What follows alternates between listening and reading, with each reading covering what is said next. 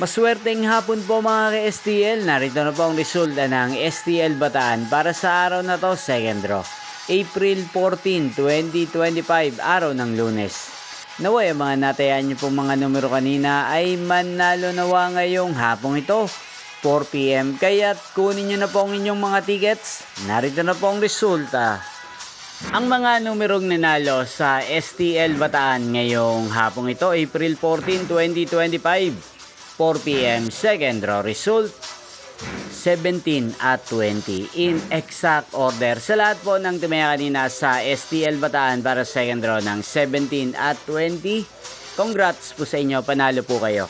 At ngayong hapong ito sa STL Bataan, natin pong i-shoutout si Ate Victoria ng Bataan. Shoutout po sa inyo, Ate Victoria. Sana po ay manalo din ng mga numerong tinatayaan nyo sa STL Bataan. At sana ay nasa mabuti po kayong kalagayan. Gayon din po sa lahat po ng mga taga-Bataan dyan na lagi pong nanonood sa channel na to. Shoutout po sa inyo.